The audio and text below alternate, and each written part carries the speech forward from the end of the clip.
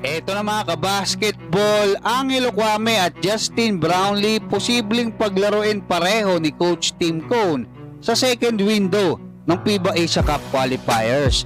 At kilalanin natin itong 15 players na isinama ng SBP sa 15-man Gilas pool, saka ano pa yung mga pwedeng mangyari dito nga sa lineup na to. Kanina nga mga kabasketball ay inilabas na ng Samahang Basketball ng Pilipinas o SBP yung 15 players na pwedeng ilaban or isabak kontra nga sa New Zealand at Hong Kong sa darating na November 21 at November 24. At pinangungunahan nga yan ni Scottie Thompson, Carl Tamayo, Kai Soto, Dwight Ramos, Kevin Cambao, CJ Perez, Calvin Optana, Chris Newsome, Jamie Malonzo, Ange Kwame, Junmar Fajardo, AJ Edu, Justin Brownlee, Mason Amos at Japet Aguilar. So 15 players to mga kabasketball, at alam naman natin na si Jamie Malonzo ay out na para sa window na to, at etong si Mason Amos at Japet Aguilar ay parehong reserve.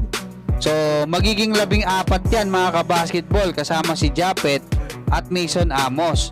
Ngayon mga kabasketball, dalawa yung naturalized player na nakalista rito, si Justin Brownlee syempre, at eto nga si Ange Kwame.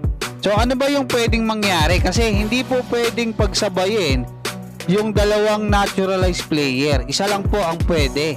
Ngayon mga kabasketball, merong rules ang FIBA na pwede silang magbago ng naturalized player. Mangyayari yan kasi magkakaroon ng technical meeting kapag magsisimula na yung laban. Gabi yun mga kabasketball, the night before. Sabi ng executive director ng Samahang Basketball ng Pilipinas na si Miss Erica D, dapat isa na lang yung naturalized player.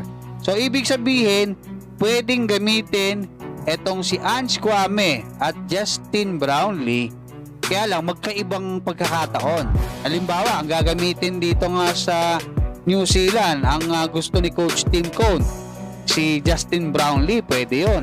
Or si Ange Kwame, siguro pagka-feeling niya, dehado tayo sa laki, Pero depende mga kabasketball, sinasabi ko lang yung mga pwedeng mangyari. Ngayon, pag naipasok na yan, itong halimbawa si Justin Brownlee pa rin, so mawawala si Ange Kwame, wala si Jamie Malonzo, so ilan yung natira kasi 15 to, 13 na lang. Mamimili itong si Coach Tim Cone kay Japet Aguilar at Mason Amos para maging 12. Siyempre 12 lang yung pwedeng maglaro sa isang pagkakataon.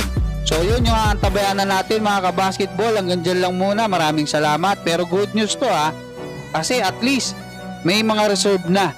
Hindi na tayo katulad nung dati na 11 player lang, or doon nga sa nung na-injured si Kai sa FIBA OQT, parang 10 na lang sila So talagang kinapos na, hingal na si Junmar Fajardo.